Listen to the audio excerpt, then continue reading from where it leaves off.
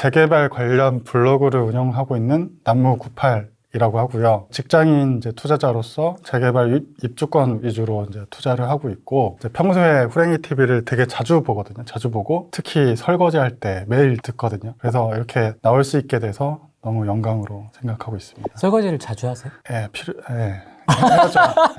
요즘 부동산 분위기 좀 어떻게 보시는지 궁금합니다. 대선 이후에 좀 불확실성이 사라지면서 거래는 조금씩 늘어나는 느낌이 들긴 해요. 현장에 이제 전화를 해보면 네. 그동안 막혀 있었던 이제 거래가 조금씩 되고 있는 것 같고, 시장에 대해서 상승한다, 하락한다 이렇게 각자 주장하는 사람들이 있잖아요. 상승한다고 하는 사람들은 임대차 입법이 지금 계약갱신 청구권이 올해 만료가 되면서 전세가가 상승하면서 다시 이제 매매가를 자극할 것이다. 그다음에 서울은 또 입주량이 여전히 부족하다. 뭐 그런 근거로 상승을 얘기를 하고, 하락을 또 얘기하시는 분들은 이미 이제 기존에 너무 많이 올랐다, 에너지를 너무 많이 소진했다. 네.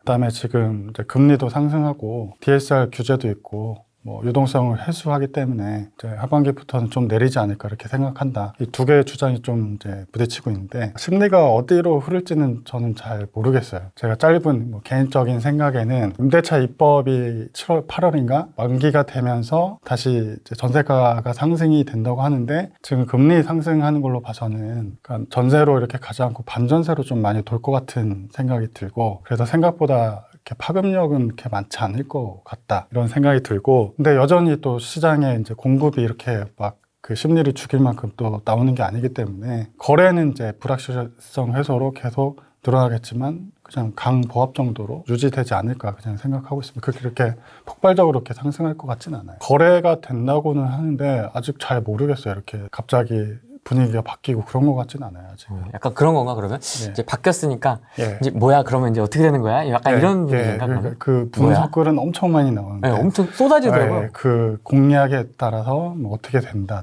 그런 분석글이 있고, 실제로 그렇게 될지 안 될지는 잘 모르겠어요, 아직도. 국회에 대한 문제도 있고. 네. 근데 뭐 그런 글을 보면서 이제 큰 방향은 좀 이제 전환이 되잖아요. 세세한 공약을 이렇게 나왔는데 큰 방향이, 김경환 교수님 기사를 봤을 때 기존에는 다주택자를 좀 적폐, 집값 올리는 주범 이렇게 봤다면, 이제 앞으로는 임대를 공급해주는 이제 한 주체로서 좀 바뀔 것 같아서, 그런 측면에서 좀 더 계속 어떻게 전략을 짜야 될지 좀 생각을 하고 있습니다. 도와주는 정책 네. 특보라든지 그런 분들이 좀 네. 많이 성격이 다르잖아요. 예전에는 김수현, 네. 김상조, 예. 막 예. 이름만 들어도 막 벌벌 네. 떨리지 않습니까? 예. 뭐 그런 분들이 이제 오르내렸다면, 지금은 네. 이제 좀 시장 경제 쪽으로 예. 좀 많이 돌아선? 비정상화의 정상화 하는데, 그게 정말로 제대로 돼서 좋은 곳에 좀 살고 싶은 사람들의 욕구를 좀 풀어주고 그랬으면 좋겠습니다. 비정상의 정상화가 예. 정상적으로 좀 됐으면. 예.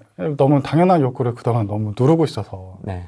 1주택자는 좀 더 좋은 곳으로 옮기고 싶고 그런 건데, 그런 거를 지금 거의 다 차단되어 있으니까 이제 대출도, 그런 사람들 대해서는 좀 대출도 풀고, 정비사업도 분양가로 막 누르니까 좀 진행이 안 되고 그런 게 있었는데, 이제 그런 게 해제가 되면서 좀 잘 진행이 됐으면 좋겠습니다. 투자 끝판왕들이 한다는 이 1+1까지 오게 되셨는지. 이 부동산 책을 보다 보니까 다들 힘들게 사셨더라고요. 막 찢어지게 뭐 했고 막.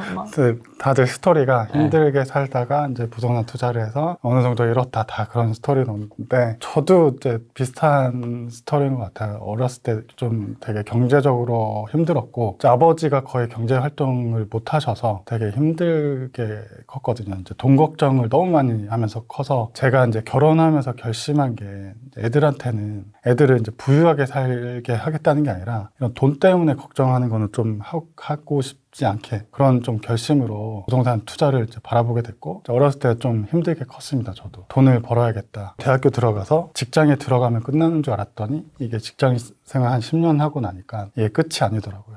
같이 일했던 선배들이 자의반 타의반으로 막 이제 회사를 나가게 되고, 그러면 그런 분들은 어떻게 되고 나의 미래는 어떻게 될까, 이렇게 고민을 좀 하다가 이제 부동산 투자를 생각을 하게 됐죠. 결혼을 제가 2008년도에 했는데, 제가 모은 돈을 가지고 이제 결혼을 했어요. 결혼했고, 제가 결혼할 때 차가 없어요. 둘째 날 때까지 차가 없었는데, 저희 팀의 팀장님이 차도 없는데 결혼을 했다고, 정말 사랑하나 보다, 이런 얘기를 했던 게 기억이 납니다.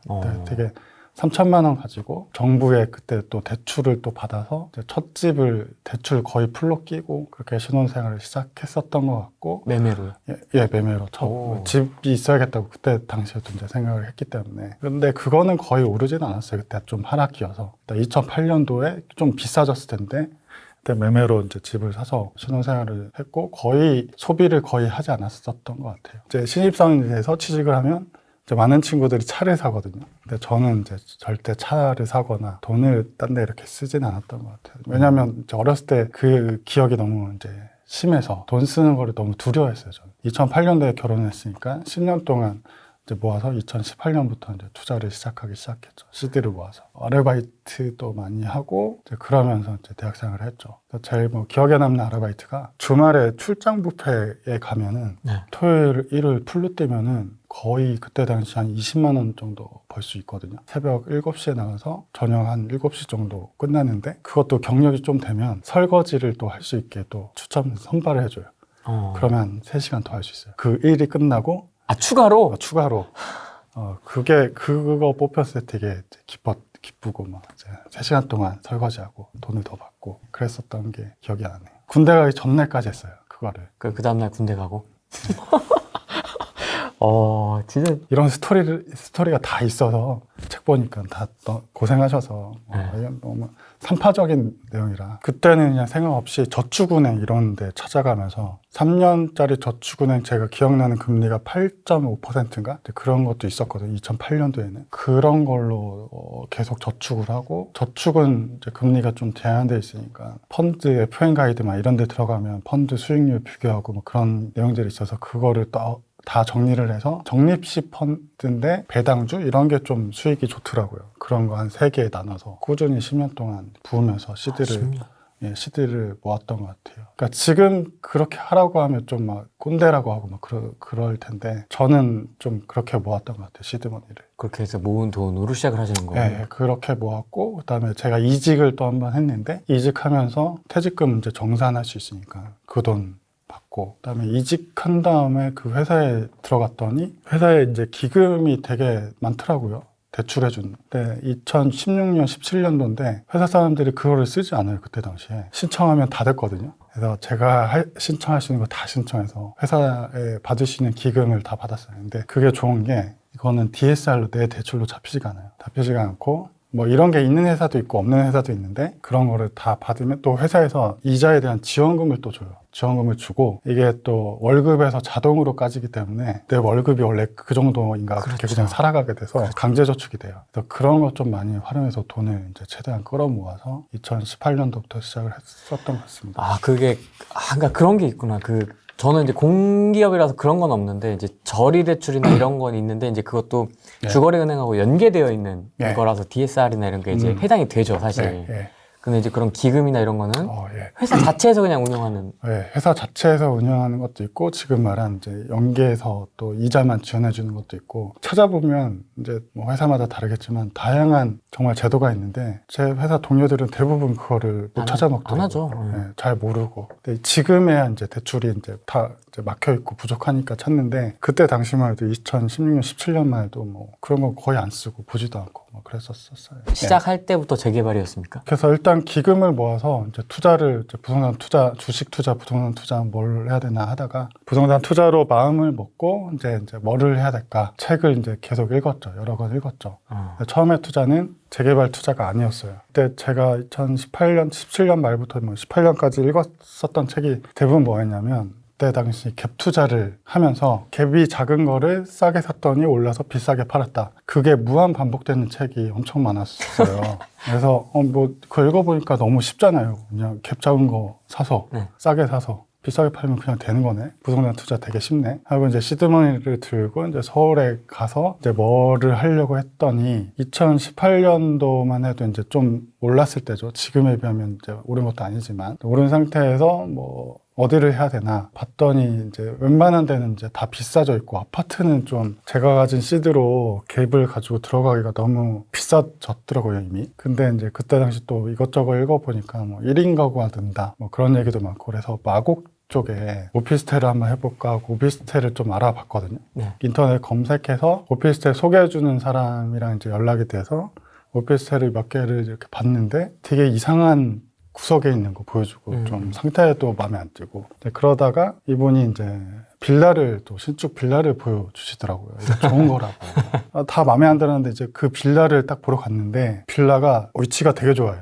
앞에는 5호선이고 뒤에는 9호선 더블 역세. 뒷문으로 나가면 9호선 5분 거리. 앞으로 가면 5호선 2분 거리. 옆에 초등학교도 이렇게 품고 있어, 빌라가. 아, 마곡역, 마곡나루역. 네, 맞아요. 이렇게 되는 거죠? 거기 사이에 껴있는 빌라인데 초등학교랑 이렇게 붙어 있고 한 3개 동이 단지형으로 있는 빌라인데 지하 주차장도 이렇게 있고 너무 좋아 보이는 거예요.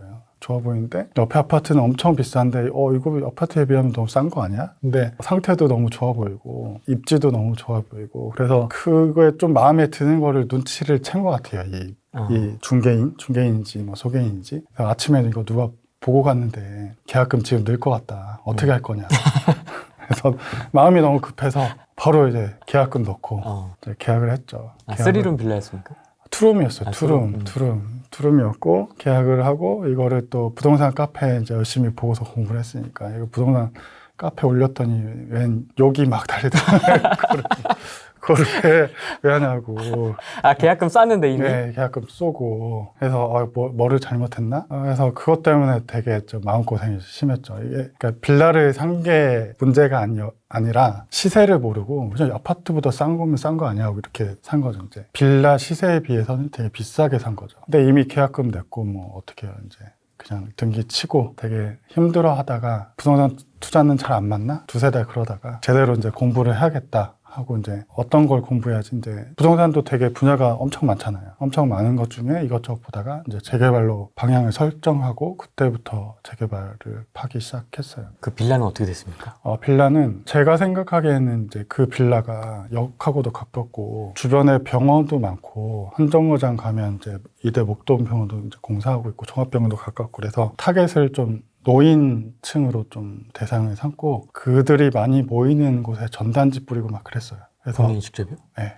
세입자 맞추려고요? 아니요, 팔려고. 팔려고? 팔아서 재개발을 좀 하고 싶어서. 그렇죠.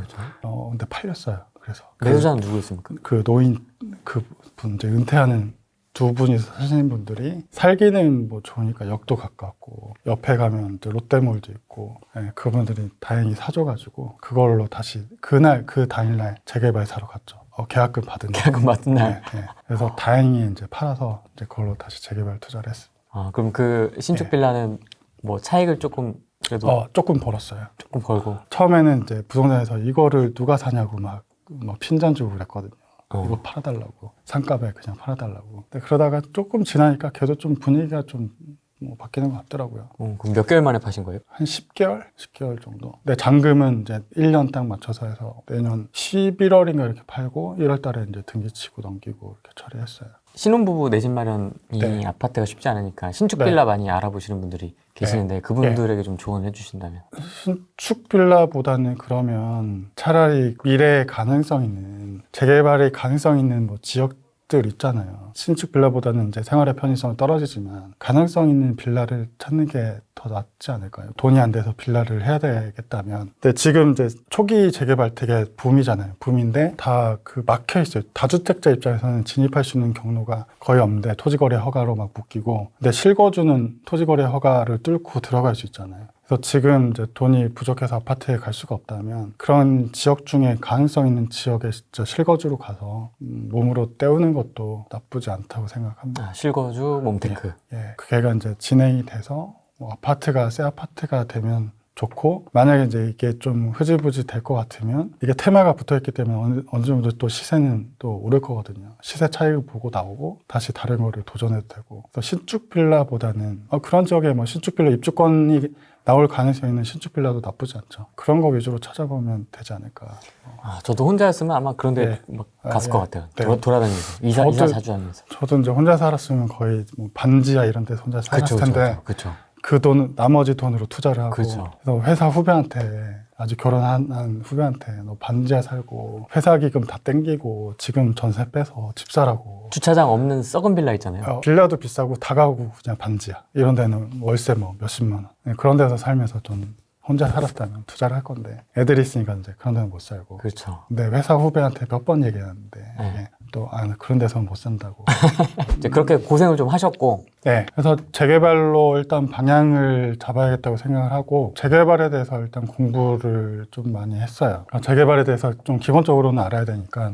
그래서 제가 공부했던 책이 부동산님의 이제 부동산 재개발 스터디란 책. 이만한 거. 이거 두꺼운 강영훈 대표님 거. 예, 그거 네. 다 읽는 사람 별로 못 봤어요. 거의 없죠. 거의 네. 정석 같은 느낌의 그거 이제 위주로 그거를 처음부터 끝까지 다 읽으면 못 읽으니까 그냥 넘겨가면서 관심 있는데 계속 반복해서 읽고 그다음에 좀 응용서라고 할 수 있는 이제 열정이 넘쳐님의 책도 많이 읽고 핑크북. 좀 이제 체계를 세우면서 공부를 했고 읽다가 저는 이제 자금이 제가 모은 시드를 가지고 최대의 효율을 내야겠다 생각을 해서 그냥 일반적으로 다른 사람들이 하는 이제 빌라 이런 거 하면은 그 달성을 못 하겠다 싶어서 거의 보다 보니까 1+1 입주권에 대해서 내용이 있길래 그거를 좀 집중적으로 파기 시작을 했고 그다음에 제가 이 재개발 투자하기 조금 전에 또 다가구를 좀 투자를 하려고 다가구를 되게 많이 봤어요. 월세 그냥 안정적으로 월세 나오는 것도 괜찮겠다 싶어서 다가구를 투자를 해서 그냥 월세 받고 이렇게 살까? 그런 생각에 다가구를 엄청 많이 봤거든요. 그래서 웬만한 이제 다가구의 특징 뭐 그런 거를 좀 알 수 있을 것 같아서 다가구 플러스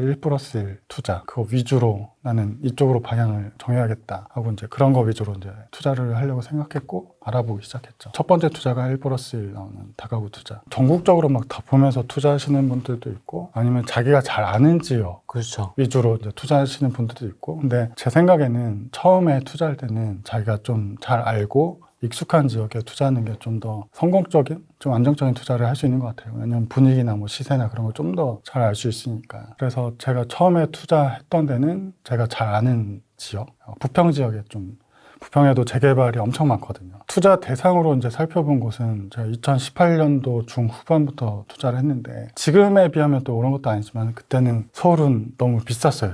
제 기준에. 광명이나 뭐 안양 동안구나 성남이나 이런 데는 제가 생각하기에 너무 비싸다고 생각했기 때문에 그 외에 이제 재개발이 많은 지역, 안양의 만안구, 뭐 능고, 저 의정부, 부평 그런 데 좀 수도권 서울 주변 위주로 좀 많이 봤어요. 그래서 첫 번째 투자는 이제 부평 지역에 있는 이제 다가구 1+1 투자를 했고 전략적으로 그것만 이제 그 물건만 찾아서 다녔어요. 땅이 너무 크면 변동성이 커져서 안 되거든요. 땅이 한 40평 정도 내에 1+1 입주권이 나오는 대상 그런 거 위주로 뭐 찾아서 다녔어요. 근데 다녔는데 제가 봤을 때는 빌라는 그때 당시만 해도 좀 그때 막 되나 하면서 이제 빌라는 인기가 좀 있었거든요. 네. 근데 다가구는 아무도 찾지 않았기 때문에 그때 당시에는 경쟁자가 없었어요. 덩어리가 좀 커서 그런 것도 있고. 네, 덩어리가 크다는 이제 고정관념도 비싸다, 덩어리가 크다, 무겁다. 위험하다. 재개발은 다가구 주택, 단독주택 하는 거 아니다. 이런 게 글도 되게 많고 뭐 책에도 많으니까 아예 경쟁자가 없었어요. 돌아다니면서 부동산에 가서 이제 보여달라고 하면 이거 찾는 사람이 없으니까 좀 이상한 눈으로 쳐다보고 얘 뭐야? 약간 이런 예. 눈빛이겠네. 예, 매물장에도 없고 한 몇 개월치 뒤져야지 뭐 접수한 거 나오고 협상할 때 좀 편하죠. 경쟁자가 없으니까. 그러면 이 내놓은 사람도 오래 기다려야겠네요. 되게 보러 가면 되게 반가워했어요. 집을 팔고 싶은데 재개발이라고 안 팔리고 그랬었던 집주인이 많았기 때문에 그래서 이제 협상도 좀 더 쉽죠. 가격이라든지. 이거 수리해야 돼서 한 2천만 원 빼야 되겠다 그러면 협상이 또 돼요. 많이 깎아서 샀었던 것 같아요. 그럼 그 인터넷에서 1+1은 하지 말라라든지 네. 다가구 재개발은 네. 하지 말라라든지 그 이유는 뭐예요? 재개발에서 다가구나 단독주택은 손해보기 때문에 하지 말라 뭐 그런 내용이 많아요. 무조건 재개발에 있어서 네. 빌라는 이익인데 다가구나 단독주택은 손해다. 땅을 많이 내놓고 받는 거는 적다. 적어서 손해다. 근데 그게 저는 이제 고정관념이라고 편견이라고 생각했거든요. 그리고 그런 얘기도 되게 많아. 다가구 주택은 감정평가가 잘 안 나온다. 이런 아파트나 공동주택 다세대 빌라는 감정평가가 되게 잘 나오는데 다가구는 안 나온다. 근데 그 안 나오는 거에 기준이 없어요. 기준. 뭐에 비해서 안 나오는지. 그냥 안 나와. 두 개 비교하면 안 나. 근데 그 기준이 되는 게 내가 산 가격이 싸게 사면 감정평가 잘 나온 거잖아요. 근데 사람들은 그냥 매물 유형으로 얘는 안 나오고 얘는 잘 나오고 이렇게 좀 판단하니까 이제 그런 편견에서 좀 기회가 있다고 많이 생각해서 저는 이제 감정평가 예측을 또 배워서 얘는 내가 싸게 살 수 있겠는데 그러면 다가구 적극적으로 다가구만 찾아서 샀었죠. 작가님이 생각하는 다가구 재개발 투자의 매력은 네. 뭐가 있을까요? 자산의 증식 효과로서는 최고인 것 같아요. 제가 뭐 투자했던 사례를 그냥 보면은 다가구라는 게 집이 여러 개이잖아요. 그리고 거기에 세를 다 맞출 수가 있잖아요. 근데 다가구 중에 좀 상태가 좋은 이제 다가구를 선택을 하면은 제가 협상할 때는 그런 경우가 되게 많았어요. 주인이 집은 파는데 그냥 전세로 계속 점유 계정으로 계속 사는 거예요. 근데 이주할 때 나가겠대. 지금 당장은 집은 팔고 싶고 그냥 이주할 때 그냥 그때쯤 나가면 돼서 그냥 전세를 안아주고 파는 거예요. 그런 경우가 많았고 그 전세를 또 하나 끼고 나머지 집들을 되게 잘 수리를 해서 LH 전세 같은 거를 맞추는 거예요. 그래서 전세를 잘 맞추면 제가 샀던 것 중에서는 3억 2,800에 산 주택이 있는데 땅 36평짜리. 근데 걔를 전세를 다 맞추고 보니까 2억 5천이 맞춰지더라고요. 그러면 이제 투자금은 8,200 정도 든 거거든요. 그래서 다가구의 이제 장점 얘를 근데 끝까지 가져가면 입주권 2개잖아요. 2개를 이제 평가를 해보면 그때 제가 투자할 당시에는 이 2개를 다 합하면 총 자산이 12억 정도 생기겠다. 이렇게 판단하고 들어갔던 건데 지금 또 시세가 좀 많이 올라서 지금 보니까 18억 정도 되겠는데 적어도 2개 아파트 합하면. 네. 근데 저는 8천만 원 들였잖아요. 8,200? 네. 예, 8,200 들였는데 이제 얘에 대해서 또 이주비를 이제 받아서 전세금을 빼주고 그다음에 중도금이 요즘에는 좀 트렌드가 빵빵백. 그러니까 입주할 때 100% 내는 데가 많아요. 근데 그것까지 다 혜택을 받게 되면 풀 레버리지 다 쓰는 거잖아요. 8천 받고 끝까지 다 끌고 가는데 뭐 최대 20억짜리 자산이 생기는 거예요. 이런 투자가 없잖아요. 그런 게 최대의 매력이죠. 대신 단점도 되게 많아요. 단점은 뭐가 있습니까? 이거를 중간에 이제 팔 때 2개니까 찢어서 이게 안 되고 그냥 통으로 팔아야 되고. 그렇죠. 통으로 팔았을 때 이게 두 채 입주권 2개니까 프리미엄이 2배냐 아니거든요. 1.3배? 왜냐하면 접근할 수 있는 사람이 제한되니까. 약간 할인율이 들어가는구나. 예, 이게 제값을 못 받고, 그다음에 결정적으로 이제 약점이 뭐냐면 관리 처분이 나면은 집이 2개인 걸로 처리를 해버려요. 다주택자. 그러면 다주택자 이주비, 중도금 안 나와요. 예, 안 나오는데 요즘에는 그거를 각 조합에서 방법을 막 찾죠. 왜냐하면 이주해야 되는데 다주택자 이제 이주비 없어서 이주 안 하고 그럼 사업 지연되고 그러면 오히려 비용이 더 나오니까 이제 적극적인 조합에서는 다주택자 이주비를 처리할 수 있는 방안을 막 찾아요. 그래서 요즘에는 이제 방안이 여러 개 나와서 그거를 주는 조합도 있고 안 주는 조합도 있는데 아예 허그에서 이제 보증을 해줘서 주는 방식이 있으니까 그 방식을 쓰면 이제 이주비 받을 수 있고 그러면 이주비 레버리지도 다주택자임에도 불구하고 쓸 수 있는 거고. 그럼 조합들이 그 방식을 쓰는 거예요? 네, 도정법에 70조 2항이라고 있거든요. 그게 뭐냐면 이제 사업을 진행함에 있어서 임차인의 권익을 보호하기 위해서 이 집주인이 조합원이 임차인의 전세금을 못 돌려줘. 그러면 조합에서 대신 돌려주고 그 구상금을 조합원한테 청구하는 제도예요. 그러니까 어떻게 보면 이주비를 내주는 꼴이 되는 거예요. 대신 내주고 청구하는 꼴이 되는 거예요. 근데 걔를 허그에서는 다주택자는 이주비 안 된다는 원칙인데 걔에 대해서는 또 인정을 해줘요. 걔는 임차인을 위한 거니까. 임차인 권익을 보호하기 위해서. 그거 약간 우회 방법인데 그런 방법으로 이제 이주비를 막 주는 데도 있고 안 주는 데도 있고 조합의 좀 능력에 따라 다른 것 같아요. 근데 안 주는 조합은 또 내용 증명 막 보내서 이제 주게 만들기도 하는데 너 때문에 이주 못해서 지금 사업 지연되지 않냐. 그런 거 허그에서도 인정한 방법인데 이런 방법을 빨리 해서 빨리 이주하자. 그래서 다주택자임에도 불구하고 받으시는 방법이 있습니다. 그다음에 2개 중에 작은 거 하나는 무조건 60제곱 이하를 받아야 되거든요. 걔는 전매가 제한이 돼요. 이전 등기 플러스 3년 동안은 못 팔아요. 그래서 아예 그러니까 팔 때 통으로 다 팔거나 찢어서 팔 때는 준공 난 다음에 큰 거는 바로 팔 수 있는데 작은 거는 바로 팔지를 못해요. 그런 기준은 왜 있는 거예요? 왜 만들었는지 모르겠어요. 취지가 왜 그런 취지가 나온 거지? 그러니까 2개 주니까 뭔가 제한을 줘야 되겠고 그래서 만든 것 같은데 그것도 이제 없앤다는 얘기가 잠깐 있었는데 뭐 법을 발의한다더니 지금 뭐 이런 규제가 의미가 없다. 지금 이제 법이 아직은 어떻게 되는지는 모르겠어요. 리스크가 있지만 수익률이 파괴적이네 진짜. 그래서 8,000대에 18억이 되는. 그러니까 저같이 이제 자금을 이제 모아서 최소의 자금으로 최대의 자산을 불려야 되는 그런 상황이라면 돈이 많으면 되게 안정적이고 좋은 데 가서 투자하면 되죠. 뭐 한남 재개발 투자를 하든지. 근데 저는 그럴 돈이 없잖아요. 이번 기회에 최대의 자산 증식을 해야 돼요. 어떻게든 시간에 투자함으로써. 근데 그 방법을 찾다 보니까 걔가 제일 최적이다. 그래서 그 방향으로 이제 투자를 한 거고. 근데 제가 이제 책에도 썼고 다른 데서도 너무 이제 1+1 입주권 다가구 이런 얘기만 하니까 이것만 이제 하는 줄 아는데 뭐 다른 빌라도 하고 뭐 상가도 하고 다 했습니다. 근데 얘가 효과는 제일 크다. 그거를 좀 얘기를 드리는 거고. 예를 들어서 3억을 가지고 그때 2018년 하반기 당시에 제가 알아봤을 때는 성남의 괜찮은 구역에 입주권을 5구짜리를 투자 실투금 3억 들여서 살 수가 있었어요. 네. 제 기억에는. 네. 근데 3억이면 이런 거 두세 채를 할 수가 있어요. 그러면 자산의 증식의 차이가 상급지인 경기도에서 성남을 하는 게 맞았냐, 하급지지만 이런 걸 하는 게 맞았냐. 제 생각에는 자산 이제 증식을 더 보려면 하급지지만 이런 게 더 옳은 선택이었던 것 같아요. 지금 와서 보면. 그래서 얘를 잘 굴려서 절세를 해서 다음 장에 이제 또 팔아서 얘를 시드로 좀 더 좋은 곳으로 올라가야죠. 그래서 뭐 상급지 투자도 받고 어느 게 맞을지는 모르겠어요. 얘는 틀리고 얘는 맞다가 아니라 서로 다른 건데 얘가 더 효율이 좋을 수도 있고 뭐 하급지 이렇게 저처럼 하는 데가 더 효율이 좋을 수도 있고. 투자를 하실 때 그러면 그 임차인 세팅을 그런 식으로 전세로 세팅을 하세요? 투자금을 줄여야 되니까 이제 다 LH?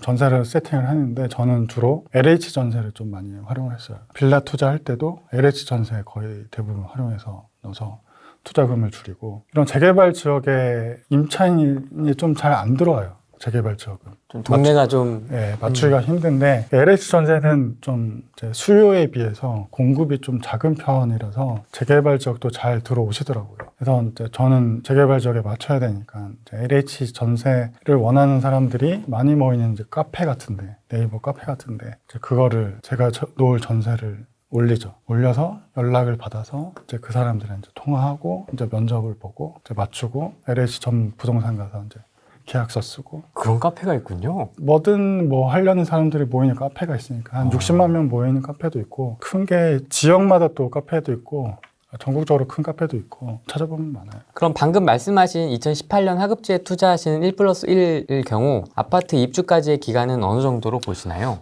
제가 주로 이제 투자했던 시점이 사업시행가 지난 것만 이제 위주로 투자를 했어요. 그다음에 감정평가 직전, 사업시행가 나고 감정평가 직전 하면 이제 조합원 분양 신청하고 관리 처분 나고 이주하고 이제 착공인데 그 시점으로 본다면 한 5에서 6년 정도 후에 이제 입주를 한다고 생각하고 투자를 한 거죠, 대부분. 그럼 얼마 안 남았. 지금 그것들이 다 진행이 돼서 지금 이주하고 있고 이주가 한 80, 70%, 80% 다 된 것 같고 제가 개인적으로 투자한 건 다 관리 처분 났고 다 이주 중이에요, 지금. 올해나 내년 초에 다 일반 분양을 할 거고 투자 시작부터 입주까지 5년 정도 보고 투자를 했습니다. 근데 다 이렇게 투자하신 것들이 그래도 그 다 갔네요. 이렇게 스무스하게. 어떤 거는 막 이렇게 문제가 생기고 소송이 걸리고 해서 막 그렇죠. 스톱 걸리고 하는 것들도 있고 막 네, 뭐 유물이 나온다는 예. 데도 있고 막 하는데. 네, 아직은 뭐 이렇게 크게 속 썩이는 데는 없는 것 같고 사업시행가가 나면은 사업시행가 고심은 이게 구청에 나면서 그 밑에 소유자의 내역들이 쭉 붙어 있어요. 소유자 집원, 소유자의 주소, 현재 사는 주소. 두 개를 비교를 해서 투자자의 좀 비중을 따졌어요. 왜냐하면 투자자가 비중이 많으면 이 사업은 엎어지진 않고 계속 가겠구나. 이제 그런 거를 좀 판단하기 위해서 투자자의 비중이 높은 곳 위주로 저는 좀. 나옵니까 그 리스트에? 신기하게 주소가 다 나와요. 개인정보? 개인정보인데 법적으로 그거를 붙이게 되어 있는지는 모르겠지만 항상 앞장만 이렇게 있는데 앞장 뒤에 보면 이렇게 붙어 있어요. 그게 이제 엑셀로 옮겨지는 경우도 있고 그냥 PDF 파일로 옮겨지는 경우도 있고 그래서 하나하나 다 보고 이렇게 쳐서 비교. 그런 작업도 했었죠. 왜냐하면 조금 더 안정적인 투자를 하기 위해서.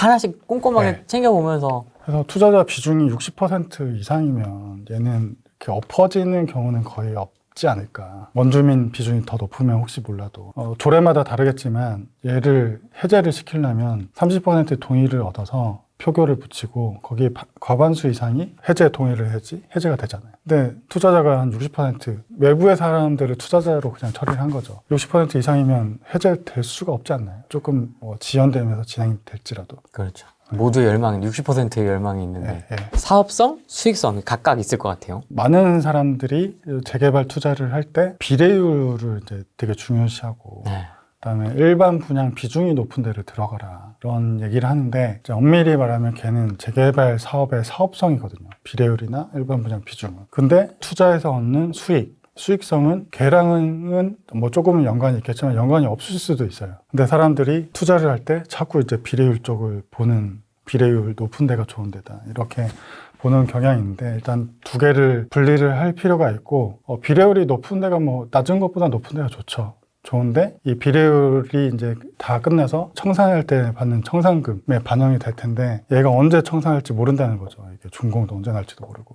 그다음에 지금까지 히스토리를 봤을 때 이런 비례율은 고급화한다고 뭐 조경 고급화하고 뭐 하면서 점점 녹아서 나중에 보면 다 어디 간지 모르는 그런 조합들이 많아요. 그래서 저는 비례율은 거의 보지 않아요. 없다고 그냥 생각하고 투자를 하고. 그래서 비례율이랑 내 수익에 대한 수익성은 다른 얘기고, 비례율은 어떻게 계산을 하냐면 이제 사업에 대한 이제 사업성인데, 조합원들이 내놓은 자산, 땅이나 뭐 이런 자산을 투자를 해서 얼마의 이익을 얻었느냐, 그다음에 일반 분양에서 이익을 얻기도 하고 조합원 분양에서 이익을 얻기도 하고 총 비용, 그러니까 공사비도 들고 사업비도 들 거잖아요. 근데 그거를 빼서 종전 자산으로 이제 나누는 비중. 각자 사업을 하기 위해서 얼마나 현물을 투자를 해서 얼마나 이익이 났냐, 사업에 대한 사업성이고, 반면에 이제 수익성은 내가 투자를 해서 얼마나 남았느냐, 그거를 나타내는 거잖아요. 그래서 뭐 수익성 계산하려면 특정 시점을 기준으로 해야 돼요. 어떤 시점의 수익성을. 그래서 저는 이제 입주할 때 기준으로 이제 수익성을 보통 계산을 하는 편이고, 입주할 때 시세를 좀 예측을 해서 그 가격과 내가 지금 재개발 입주권을 사는데 드는 비용, 총 비용, 뭐 조합원 분양가, 프리미엄 더한 그 두 개 차이가 많은 데를 저는 찾았어요. 수익성이 높다. 투자금 작게 들고 그 차이가 많은데. 그래서 사업성하고 수익성이 서로 다른데 이게 종종 이거를 막 섞는 경향이 있어서 두 개는 확실히 분리를 해줘야 되고, 그래서 이 두 개가 이런 사업성과 수익성이 부딪히는 경우가 있어요. 어떤 구역은 사업성은 되게 좋은데 수익성이 떨어져. 어떤 구역은 사업성이 되게 안 좋다고 소문이 났는데 수익성은 좋아. 이랬을 때 어떻게 하느냐. 일단 두 개 다 좋은 구역은 그냥 뭐 생각할 게 뭐가 있어요. 그냥 투자하면 되지. 두 개 다 나쁜 구역은 그냥 투자 대상이 아니에요. 뭐가 하나만 좋고 뭐 하나만 나쁠 때가 문제인데, 보통 어떻게 되냐면 사업성이 좋다고 소문이 난 구역은 뭐 비례율 160%대. 그러면 사람들이 여기 되게 좋은 거 아니야 하고 사람들이 몰려요. 수요가 몰리면 프리미엄이 올라가면 점점 내가 수익을 얻을 수 있는 구간이 줄어들어요. 그래서 나중에 사다 보면 총매가가 나중에 이제 입주했을 때 가격이랑 거의 비슷해지는 경우도 있어요.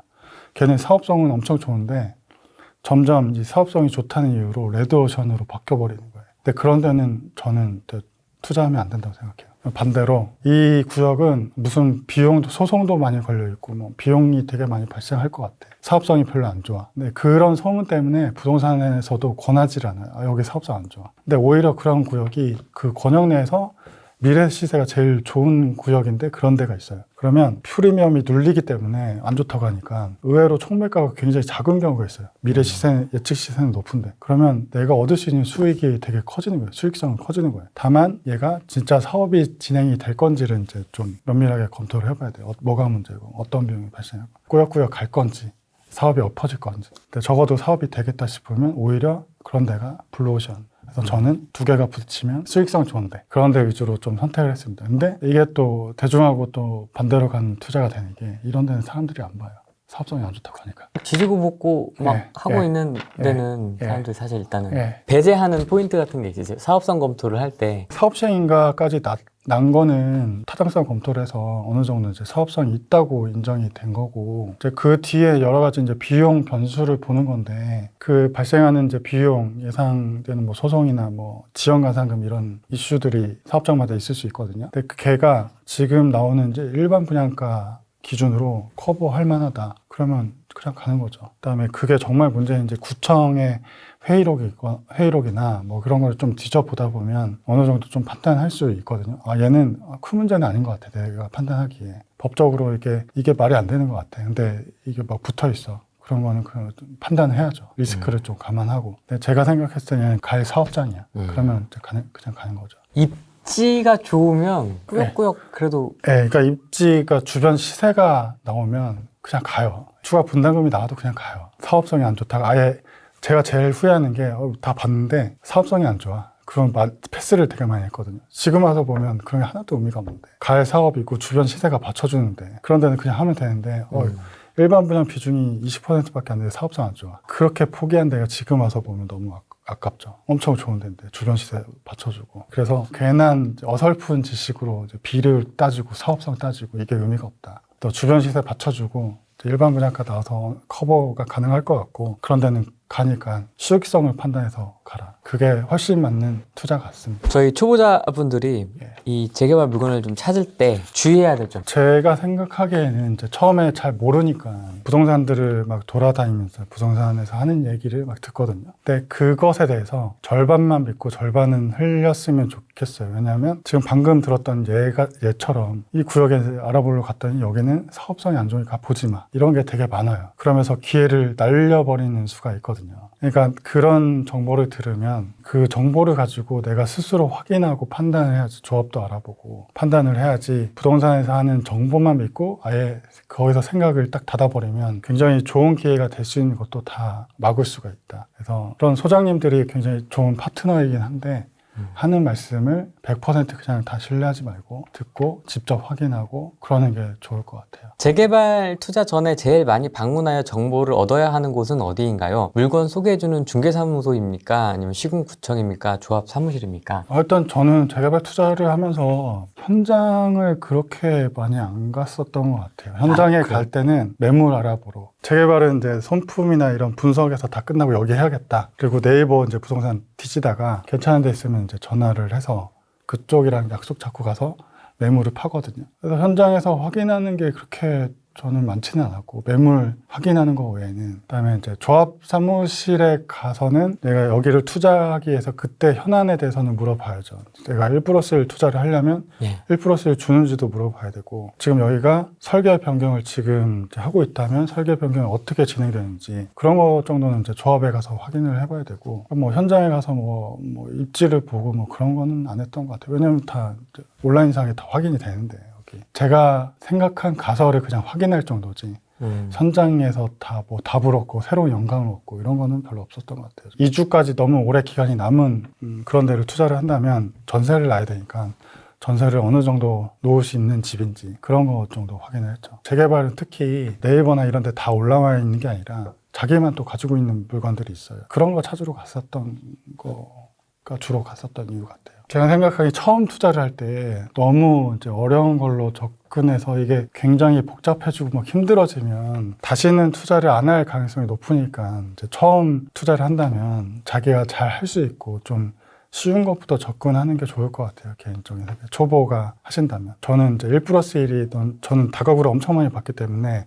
그게 오히려 더 편했고 그랬기 때문에 그쪽으로 접근을 한 건데 처음에 이게 막 꼬이고 막 그래서 데이게 되면 다시는 부동산 투자를 안 한 사람들도 많이 봤거든요. 계속 이제 좀 쉬운 걸로 처음에는 접근해서 한번 성공을 하고 계속 그렇게 경험을 쌓아나가는 게 중요한 것 같아요. 다주택자도 취득세 부담이 있는데 재개발 매수해도 괜찮을까요? 재개발의 또 장점 중에 하나가 세금 규제 어느 정도 좀 약간의 사각에 있어요. 뭐 예를 들어서 양도세의 경우에는 이제 관리처분난 입주권은 2년이 지나면 일반과세, 중과지역도 일반과세로 매도를 할 수가 있고, 그다음에 보유세 입장에서도 이렇게 멸실이 되거나 그러면 종부세 대상에서 제외가 되고 토지밖에 안 남았기 때문에 굉장히 재산세가 내려가고 건물이 있다고 해도 지금 현재 가치가 거의 없기 때문에 재산세가 그렇게 많이 안 나오거든요. 그런 좀 장점이 있고 취득세 입장에서도 일반 주택이 이제 살아 있을 때는 주택에 다주택자 이제 중과세율을 받지만 재개발 매물 중에 이제 무허가 주택 뚜껑이라고 하는 무허가 주택 같은 경우 좀 낮은 세율 12.4%보다 낮은 세율을 4.4인가?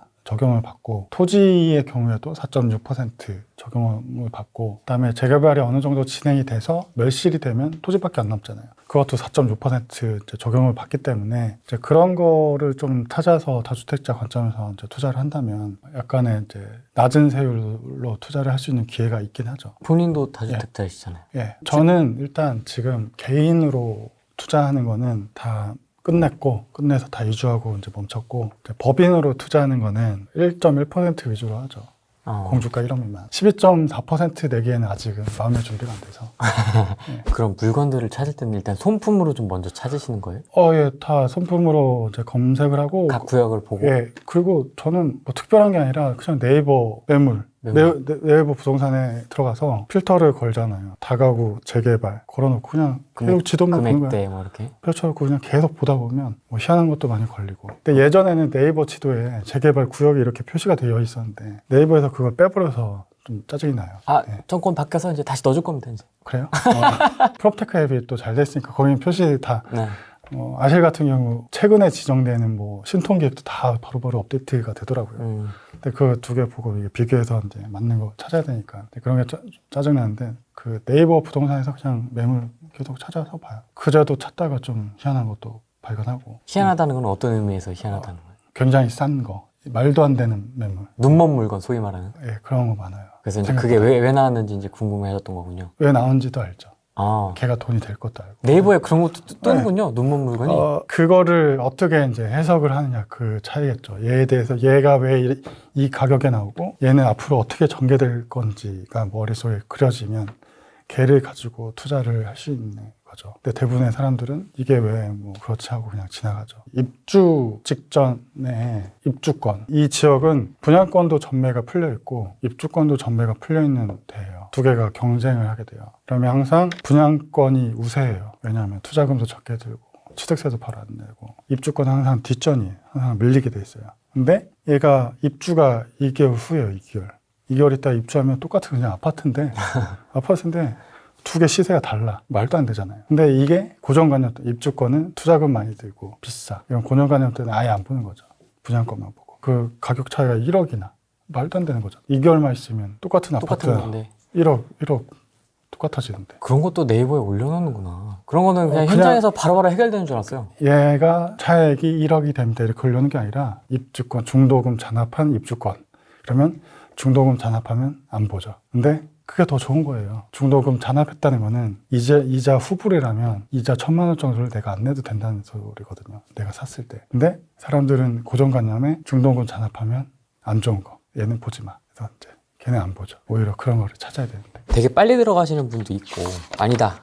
좀 보수적으로 나는 관리 처분 인가 전후로 본다 하시는 분도 계신데 최적의 재개발 매수 타이밍 좀 어떻게 보십니까? 그래서 뭐가 맞다, 뭐가 틀리다 뭐 그런 건 없고 자기 스타일대로 초기를 즐기시는 분들도 있고 네. 안정적으로 관리 처분 다 나고 비용을 더 주더라도 그때를 선호하시는 분들도 있고 맞습니다. 뭐 자기 스타일대로 투자를 하시면 돼요. 뭐가 정답이다 이런 건 없고 제 스타일은 아까도 말씀드렸듯이 사업 시행인가가 난데 그다음에 감정평가 직전 그 사이에 대부분 진입을 했어요. 왜냐하면 사업 시행가 난 데는 조금 안정적이라고 판단을 할 수가 있고 뭐 아까 얘기한 그 방법으로 감정평가를 좀 예측을 할 수가 있다면 수익성도 어느 정도 이제 보장을 할 수가 있기 때문에 그 기간 위주로 저는 투자를 했고 제가 개인적으로 생각하기에는 최적의 투자 시점은 그 시점이라고 생각합니다. 아 이거 괜찮은 물건이다 아니다를 어떻게 좀 판단하세요? 기준이 있어야 되잖아요. 기준은 다들 아시겠지만 랜드마크 아파트 기준으로 그쪽 이제 시세가 어느 정도 된다 기준을 잡고 네. 그다음에 내가 이 입주권을 사는데 들어가는 비용 내 숫자가 다 오픈되면 그냥 더하기만 하면 돼요. 조합원 분양가가 있고 프리미엄 있으면 두 개 더하면 내가 사는 가격이거든요. 그래서 두 개 비교해서 얘가 뭐 차익이 있으면 얘가 새 아파트가 됐을 때 이 랜드마크 아파트보다는 비싸질 거 아니에요. 얘가 10년 차 랜드마크 아파트보다는. 그러니까 근데 얘보다 한 2억이 싸. 그럼 2억을 안전마진으로 생각하고 이제 플러스 이제 입주했을 때 연식만큼 또 차이가 날 거잖아요. 플러스 알파도 생각해 볼 수 있기 때문에 그런 거는 이제 바로바로 판단을 할 수 있죠. 얘가 10억인데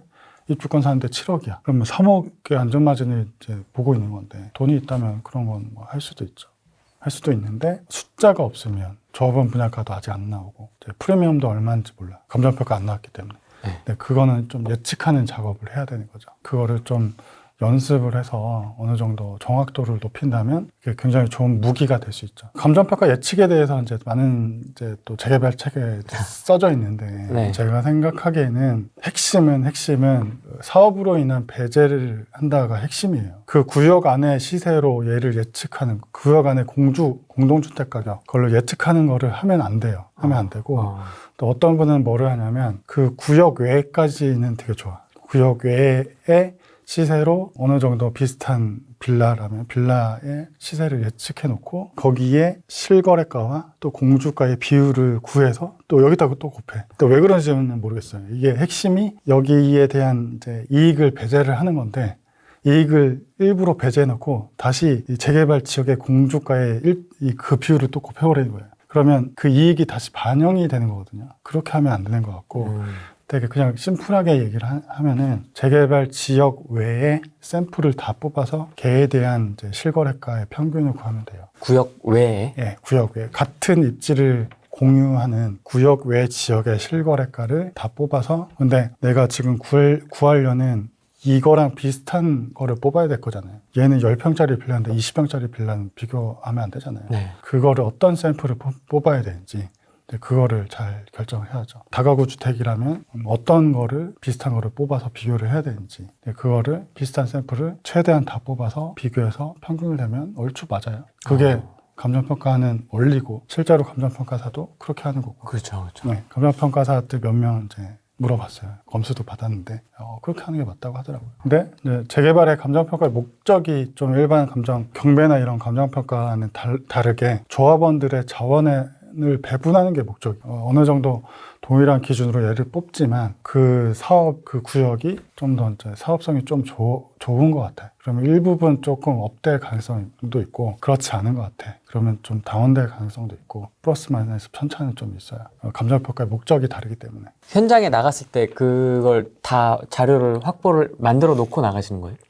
아니요. 가서 보고 대상이 몇 번지인지는 모르잖아요. 네이버에 노출돼도 다가구 주택만 있지. 그렇죠. 얘 위치는 안 알려주잖아요. 이렇게 나오잖아요. 이렇게. 네. 네. 그래서 현장 가서 이제 위치까지 다 확인하고 그 실거래 뽑는 게 너무 쉬워졌어요. 왜냐하면 프롭테크 앱이 너무 잘 돼 있기 때문에 부동산 플래닛도 있고 디스코도 있고 뭐 렌트북도 있고 그런 거 통해서 맞는 시세 뽑아서 작업하는데 계속 하다 보니까 요즘은 한두 시간 정도 걸리는 것 같아요. 지금 접근하기에는 서울권 제재가 안전마진이 적고 전망 보고 들어가야 할 정도인데 아직도 늦지 않았다고 생각하시는지 서울 재개발 어떻게 보세요? 포지션별로 약간 다를 것 같긴 한데 무주택자 입장에서는 지금도 진입하는 게 저는 괜찮다고 생각해요. 왜냐하면 지금 약간의 이제 조정장이 되면서 아무래도 이 투자자 비중이 높은 재개발이나 정비 사업은 이럴 때 좀 더 많이 흔들리거든요. 흔들리는 입장에서 또 그 와중에 이제 대장구역은 그래도 좀 방어를 하는데 대장구역이 아닌 데는 좀 많이 흔들리는 데가 있어요. 실거주 관점이라면 내 권역 내에서 그런 데가 있고 내가 자금이 있다면 무주택자 관점에서는 저는 지금 진입해도 굉장히 좋은 내 집을 마련하면서 새 집이 되는 내 집을 이제 마련을 하는 거잖아요. 거의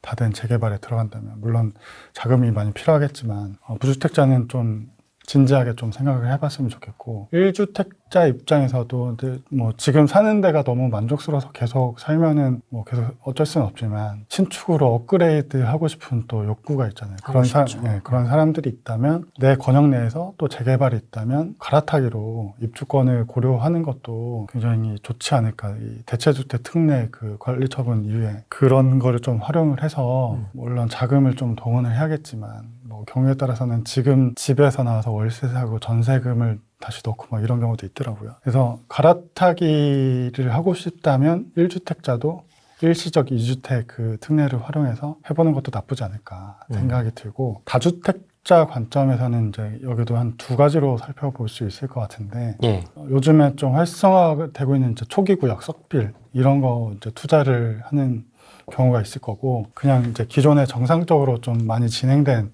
또 재개발에 또 투자를 할 수도 있을 거고 초기 구역에 투자를 한다면 앞으로 이제 초기 구역이 활성화될 수밖에 없는 구조잖아요. 당선인도 재건축 재개발 활성화 시키겠다고 했고 주거정비 지수도 폐지가 됐고 지방선거에 또 얼마나 많이 나오겠어요.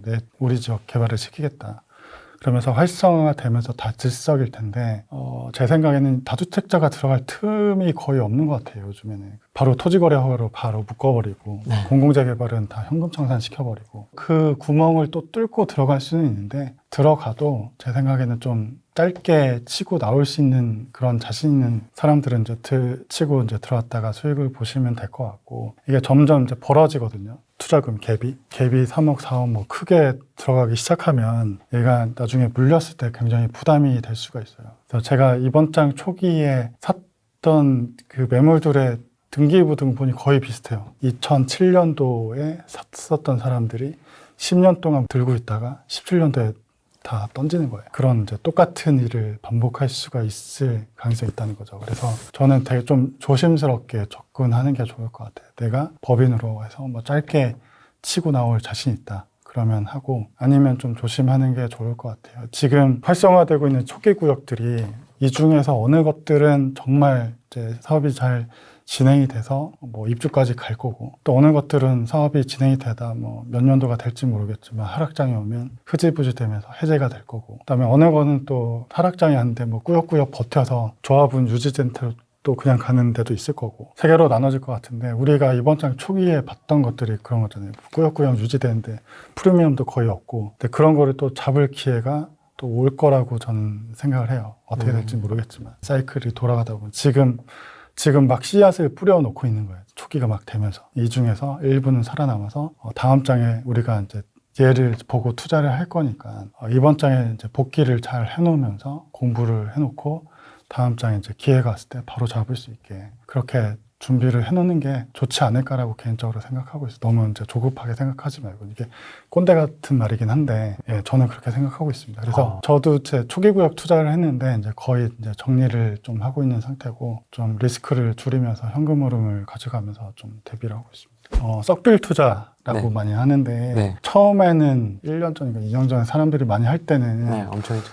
저는 하지는 않았어요. 잘 모르고 제가 잘할 자신이 없어서 안 하고 있다가 이제 가만히 저 블로그에도 심경의 변화가 생겼다고 이제 글을 썼는데, 가만히 보다 보니까 내가 계속 돈이 될 것 같은 거예요. 같아서 나도 이 초기 구역이라고 하는 썩빌 투자를 해야겠다. 네, 그렇게 결심을 하고 작년에 많이 했습니다.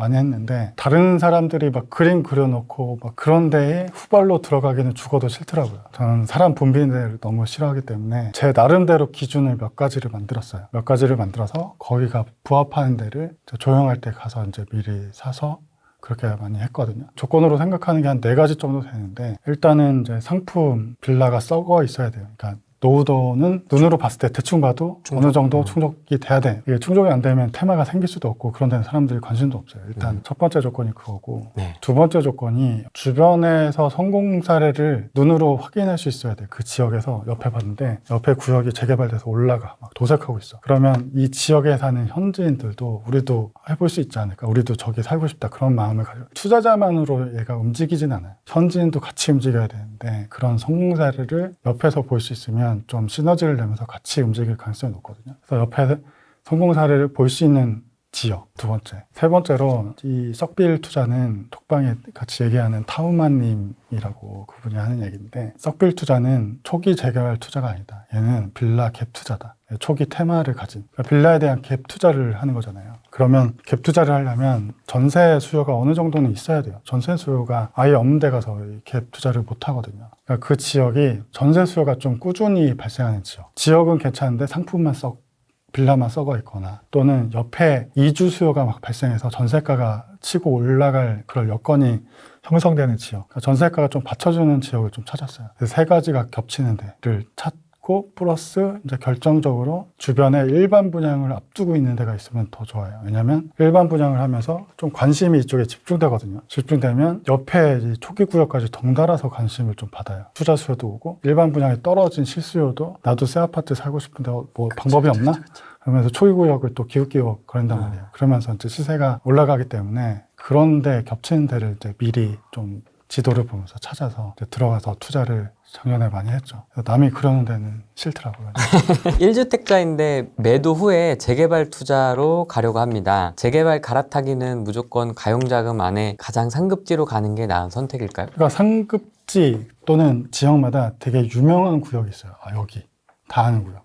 무조건 여기부터 찾아요. 근데 제가 생각하기에는 그런 유명한 구역이 유명하지만 실속은 없을 수도 있어요. 그래서 항상 아까 말했던 숫자로 판단했으면 좋겠어요. 상급지든 하급지든. 뭐 실수요면 내가 살고 싶은 지역에 가서 하는 게 맞는데 투자로 본다면 너무 네임밸류에 흔들리지 말고 상급지에 흔들리지 말고 내가 투자를 했을 때 얼마 정도 수익이 예상이 되니 여기 투자를 해야 된다. 그렇게 결정하는 게 더 낫지 않을까. 지역에 되게 유명한 구역인데 아까 얘기했던 인기가 많다 보니까 프리미엄이 너무 올라가서 수익은 오히려 적을 수도 있어요. 숫자가 하는 얘기에 집중하는 게 더 좋지 않을까 생각됩니다. 입주권 판단 여부가 굉장히 복잡하다 이런 얘기 많이 네, 하잖아요. 네. 재개발에서. 이건 어떻게 좀 해결하십니까? 근데 입주권의 판단이 엄청 복잡해서 얘가 재개발 투자하는데 허들이 될 수도 있어요. 막 뭐를 샀더니 물딱지고 뭐 현금 청산 다니고 그게 너무 무서워서 투자를 안 하는 사람들도 있고 맞습니다. 그런데 근데 그거를 다 외우는 거는 불가능하다고 생각해요. 왜냐하면 조례마다 다르고 시도마다 다 다른데 뭐 예를 들어서 서울 같은 경우는 이제 토지는 면적 기준 있잖아요. 90제곱 이상 돼야지 입주권을 주는데 전주 가면 면적 기준 없거든요.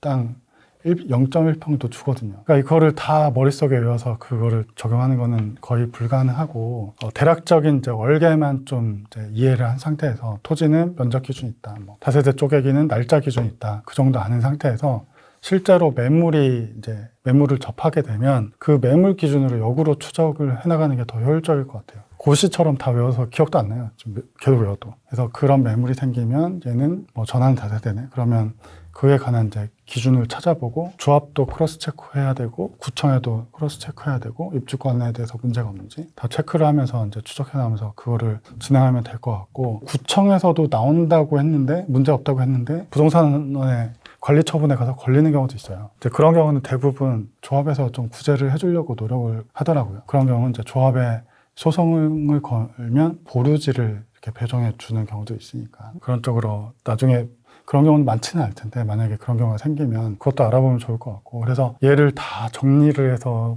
달달 외우고 고시 보는 것도 시험 보는 것도 아니고 그럴 필요는 없고 대략적인 이제 흐름만 알고 있고 실제로 매물이 생겼을 때 그거에 대해서 이제 역으로 추적해 나가는 게 더 맞는 것 같습니다. 공급이 부족하다는 거는 여나 야나 다 공감을 하고 있는 상태고 네. 사람들이 원하는 곳에 공급을 해야죠. 그래서 재개발 재건축은 언제까지 이렇게 올 수는 없을 것 같고 활성화되는 거는 또 지방선거 되면 여당 야당 구분 못해요. 다 똑같은 얘기를 하기 때문에 다. 그래서 얘가 이렇게 가는 거는 그냥 흐름인 것 같아요. 갈 수밖에 없다. 또 이제 빌라 시세를 통계청에서 2006년도에서 8년도 주택 매매 지수 빌라 59 전용 이하만 이제 뽑아서 보면 엄청나게 급격하게 상승을 하거든요. 그래서 지금도 비슷한 분위기로 갈 것 같아요. 지금 빌라 좀 상승했지만 앞으로도 계속 상승할 것 같다. 근데 투자자 입장에서는 할 수 있는 게 그렇게 많지는 않다. 잘 이제 시장을 관찰하다가 다음 기회가 오면 그때 가서 주스면 되지 않을까. 그때까지는 좀 인내를 가지고 마음이 조급하겠지만 기다려야겠죠. 이제 여기서 반박 들어옵니다. 그럼 하락장이 온다는 겁니까? 이럴 수도 있거든요. 하락장이 상승했으니까 하락장이 와야죠. 와야 된다? 올 수밖에 없고. 올 수밖에 없다? 언제가 될지는 모르겠어요. 근데 그거를 예측하는 거는 뭐 사람의 심리가 어떻게 변할지 모르니까 하락장이 올 수밖에 없고 그때 또 대응하고 뭐 그러는 거죠. 어떻게 대응하실 생각이세요? 대응에 대해서 생각을 해봤는데 크게 뭐를 해야 되나 잘 모르겠는데 대응할 게 별로 없을 것 같아요. 제가 지금 이제 투자하는 거는 하락장이 왔을 때 제일 문제는 일반 분양이 하락장에 됐을 때가 제일 문제인데 제가 지금 이제 투자해 놓은 게 다 2조가 끝나고 이제 분양을 앞두고 있기 때문에 그 전까지는 분양을 할 것 같아요. 그래서 그러면 제 입장에서는 크게 걱정할 게 별로 없거든요. 지역 내 이제 사이클 초기에 대부분 들어갔기 때문에 분담금을 이제 제가 내야 되는데 지금 상황으로서는 전세금이 다 이제 분담금을 넘어져 있어요. 그래서 뭐 전세금이 이렇게 많이 떨어질 것 같지도 않고 그래서 하락장이 와도 크게 부담은 없고 이제 차라리 이제 하락장이 왔을 때 그 다음을 어떻게 대비하느냐 다시 이제 반등했을 때 그때 투자를 하기 위해서 지금 절세를 또 다 맞춰놔야겠다. 그래서 부부간 증여를 막 지금 하고 있거든요. 하고 있어서 나중에 이제 양도세를 거의 내지 않고 다 팔고 얘를 뭉쳐서 다시 상승으로 전환했을 때 이번 장에 교훈을 삼아 좀 더 좋은데 그런데 투자를 해야겠다. 그런 생각을 하고 있습니다. 대차 대조표를 만들면서 현금 흐름을 점검하고 있거든요. 그래서 지금으로서는 크게 제 입장에서는 리스크는 없는 것 같아요. 그럼 우리 이제 막 시작하는 입장에서는 그러면 예. 재개발 하라는 거냐 이럴 수도 있고 어떻게 해야 되는 거냐. 아까도 얘기했듯이 포지션별로 다를 것 같은데 1주택이나 무주택은 지금 해도 나쁘지 않고 네. 다주택자 입장에서는 다주택자가 기존에 이미 진행된 재개발을 또 투자할 수도 있잖아요. 뭐 토지 같은 입주권을 살 수도 있고, 걔를 투자를 했을 때 이미 투자금이 서울에 웬만한 데는 이제 프리미엄만 뭐 10억인데 걔를 넣어서 이런 투자를 하는 게 맞냐? 그런 걸 생각했을 때는 효율성이 좀 안 날 것 같아요. 다른 대체 투자도 많이 생각해 볼 수가 있을 것 같고. 위치를 바꾸면 되는 거 아닙니까? 네. 뭐 지방 재개발. 지방의 이제 사이클이 다시 바뀌는 그런 데 투자를 할 수도 있고, 네. 물론 거래세가 여전히 높기 때문에 그런 부담은 여전히 있긴 하지만, 지방의 재개발 투자를 할 수도 있을 것 같아요. 근데 수도권은 지금 계산해 봤을 때 10억 넣어서 뭐 1, 2억 번다 그러면 해야 되나? 뭐 그런 생각이 좀 들기도 합니다. 투자를 하러 다니실 때 네. 같이 다니는 형님인가? 투자 멘토가 되게 중요한 것 같아요. 네. 얘기 들어보니까. 네. 막 서로 물건 막 이렇게 네. 이거 어떠냐 저거 어떠냐 저거 네. 보러 가자 이거 보러 가자 맨날 이런다고 네. 제가 들었습니다. 그렇죠. 이게 투자를 할 때 경험이 되게 중요하잖아요. 근데 돈은 한정돼 있고 그거를 다 투자를 하면서 경험을 쌓을 수가 없기 때문에 경험 있는 사람의 이런 조언이나 이런 게 굉장히 중요하고, 그런 관점에서 봤을 때 멘토가 있는 거는 엄청난 도움이 되죠. 그 경험을 내가 들으면서 이해를 빨리 할 수가 있으니까. 그다음에 그 멘토를 통해서 이제 서로 투자에 대해서 서로 토론을 하는 거죠. 이런 투자는 어떻고, 그러면서 많은 부분을 이제 그런 토론을 통해서 투자를 했고, 그 대부분을 이제 책에 다 써놨어요. 그 책에 써놓은 내용이 이제 그 멘토랑 토론을 하면서 생각했던 내용들을 다 정리한 거예요. 주변에 멘토가 있으면 훨씬 그 배우는 거나 습득이 좀 더 빠를 수 있죠. 그래서 굉장히 있다면 굉장히 중요하다고 생각합니다. 어떻게 어디서 만나셨어요? 투자한 구역에서 옛날에 이제 모임을 이제 하다가, 구역에서 왜 모임을 해요? 몰라요. 구역에서 사업생가가 그때 이후에 모임을 한다고 해서 그래서 한번 가서 이제 거기서 이제 만나서 이제 얘기를 하다 보니까 생각이 너무 잘 맞고, 다음 투자처를 얘기하다 보니까 같은 좀 생각을 하고 있고, 그러다 뭐 자연스럽게 좀 친해지고 같이 투자를 하게 되고 그렇게 된 것 같아요. 어떻게 하다 보니. 그리고 제가 이제 책에도 썼는데, 많은 사람들이 공동 투자하면 되게 거부감이 심해요. 왜냐하면 어렸을 때 아버지가 뭐 공동 사업을 해서 망했다 뭐 이런 얘기를 하도 많이 들어서, 공동 투자를 하면 무조건 망하는 지름길, 그런 부정적인 인식이 강한데, 네.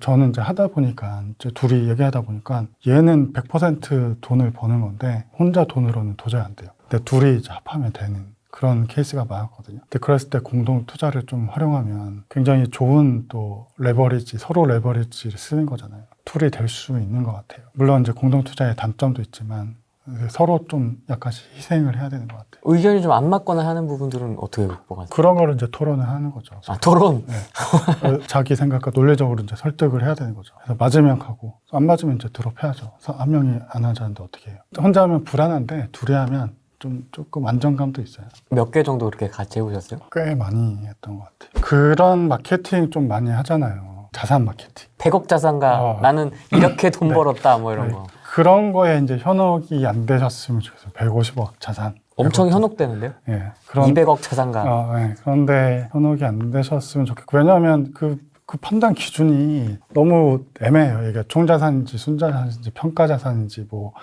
평가는 뭐 실거래로 한 건지 뭐 그냥 호가로 한 건지 세운지 세전인지 아무 기준이 없잖아요. 제가 어디 가서 빌라 10채 사면 자산이 10억이 되는데 그런 거는 크게 의미가 없으니까 뭐 그런 걸 좀 현혹이 안 됐으면 좋겠고, 연말에 대차제도표를 만들면서 이제 자산이 얼마나 변동했었는지 평가를 하거든요. 총자산은 얼마고, 순 투입금은 얼마고, 시세가 얼마나 늘었는지, 현금 흐름은 어떻게 되는지 그런 평가를 하는데, 저는 이제 자산이라고 하면 이제 그런 숫자보다는 제가 이제 앞으로도 계속 투자를 이어나갈 수 있을 것 같고, 이런 좀 마인드가 크게 많이 바뀌어서 계속 이런 마인드로 열심히 살 수 있는 게 좀 더 큰 자산이지 않을까. 너무 좀 교과서적인 답변이지만, 그래서 그런데 좀 현혹되지 말고 그 사람의 이제 숫자보다는 그 사람이 어떻게 했는지 방법, 방식, 그런 거를 좀 많이 알려고 노력하면 좋을 것 같습니다. 뭐 갭 투자로 3년 만에 뭐 재개발로 뭐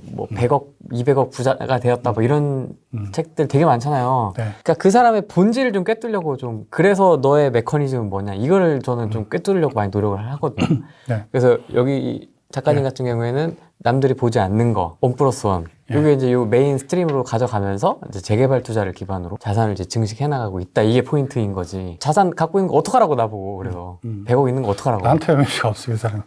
뭔 의미가 있어 그게. 네. 저한테 메일로 출연 요청하시는 분들 네. 중에 실수하는 게 예. 자기는 뭐 3년 만에 예. 몇 억 자산가가 되었다 이렇게 와요. 그럼 네. 그냥 바로 폐기하거든요. 지워 그냥 삭제해 메일을. 예. 끝까지 답장도 안 하거든요. 예. 뭐 몇 억 자산가가 되었습니다 해서 뭐 출연 요청 삭제. 예. 그 사람의 좀 본질 이런 네. 걸 좀 보려고 네. 노력을 하셔야 되지 않을까. 요즘 막 정리를 하면서 등기부등본을 막 많이 보는데 거기에 이제 삶의 이 사람들의 애환이 막 보이는 거예요. 아 스토리가요. 예. 그래서 어떤 거는 등기 원인일과 등기 접수일이 같아요. 어떤 거는 계약하자마자 잔금을 치른 거예요. 그만큼 급하게 급했던 거죠, 엄청. 예, 샀는데 10년 동안 묶여서 막 고통스러워하다가 막 헐값에 파는 등기부 등본을 보면은 너무 안타깝잖아요. 안타까우니까 지금 막 그 이제 마지막을 향해서 가고 있는 것 같은데 나만 또 투자를 못했고 막 그런 마음이 조급하잖아요. 다른 사람들 다 돈 벌었다고 하는데 다주택자도 좀 더 했어야 되는데 이것밖에 못했네. 더 해야 되는데 뭐를 더 해야 되나 뭐 그럴 수도 있는데 네. 이번 장은 다주택자라면 좀 정리를 하고 얘를 어떻게 잘 관리를 해서 다음 장에 씨앗으로 또 다시 쓰면서 다음 장에 어떻게 나아갈지 뭐 그런 거를 좀 고민하는 시간으로 가졌으면 좋겠습니다. 주저넘게 제가 그런 말을 할 수 있는지는 모르겠지만 판 벌리는 것보다는 이제 내가 갖고 있는 것들 정리정돈. 그래서 저는 이제 두 개 분리를 해서 지금 하고 있는데 뭐 법인은 약간 공격적으로 좀 약간 투자를 하기도 하고 그렇게 하고 있는데 개인으로 이제 투자를 한 거는 이제 거의 다 마무리하고 절세를 위해서 증여도 다 끝내놓고 이제 얘를 잘 관리를 한 다음에 다음 장에 어떻게 움직일지를 요즘 많이 고민하고 있습니다. 그러면 가정이 있으시니까 실거주는 어떻게 계획하고 계세요? 실거주는 뭐 지금 이제 살고 있는데 이제 살다가 나중에 이제 신축이 되면 그 중에 이제 골라서 들어가면 될 것 같습니다. 아, 골라서 신축을. 네. 그래서 들어가면 될 것 같은데 이것도 이제 고민이 되게 많았어요. 왜냐하면 제가 이렇게 사는 곳이 뭐 상급지나 뭐 이런 학군지라고 하는 데가 아니거든요. 거기서 살면서 주변에서 이런 말을 되게 이제 많이 해요. 너는 투자를 좀 했다면서 그거 다 모아서 좀 학군지 뭐 이런 데 가야 되는 거 아니냐? 그래서 그거에 대해서 좀 고민을 많이 했는데 제 생각에는 지금 레버리지를 풀로 다 쓰면서 얘들이 쑥쑥 크고 있는데 얘를 다 싹둑 다 잘라서 모아서 얘를 학군지에 가서 깔고 앉는 게 맞는 거냐? 계속 크면서 다음 또 사이클을 준비해서 또 투자를 해서 자산을 늘리는 게 맞는 거냐? 두 개를 봤을 때 저는 후자가 맞다고 자산을 늘리는 활동을 계속 하는 게 맞다고 생각을 하고 학군지에 가면은 뭐 그런 안도감은 있겠죠. 애들한테 해줄 만큼 하셨다. 그런 안도감은 있겠지만 저는 이제 각 지역 내도 학군지라는 개념을 뭐 사람마다 다르게 생각을 하겠지만 특정 지역을 학군지로 생각하는 사람들도 있을 거고 어떤 지역에나 학군지라고 하는 아이들을 키우기 좋은 환경이 있을 수 있잖아요. 원하는 환경. 저는 그 정도만 뭐 애들한테 제공해주면 좋다고 생각하고 제가 생각하는 이제 경제나 지금 배웠던 자본에 대한 이제 개념을 애들한테 계속 주입을 시켜주는 거죠. 그 정도로만 해도 이제 만족한다고 생각을 해요. 교육은. 학군지에 굳이 가지 않아도. 그래서 다 깔고 앉냐? 아니면 계속 자산을 키울 거냐. 두 개 중에 저는 자산을 키우는 걸로 선택을 하고 애들 교육은 계속 애들이랑 대화를 하면서 그렇게 할 생각입니다. 약간 그 대화를 좀 많이 하는 스타일이시군요. 뭐 학원을 보내는 것보다는. 대화를 거의 못 했는데 요즘 애가 이제 중학교 들어갔거든요. 커지면서 그런 대화가 좀 되더라고요. 그런 얘기를 하면 좋아하고 그런 거 위주로 대화를 하고 학원은 제 소관이 아니라서 애 엄마가 열심히 보내고 있죠. 작가님은 50대가 되시면 이제 그 지금 무럭무럭 크고 있는 나무들이 네. 숲을 이루지 않을까. 아마존 같이. 예, 잘 키울 수 있도록 노력을 해야죠. 다음에 또 네. 기회가 있으면 또 네. 모시도록 하겠습니다. 예. 오늘은 여기까지 하겠습니다. 고맙습니다. 네, 감사합니다. 안녕. 안녕 한번 해주세요. 안녕. 네.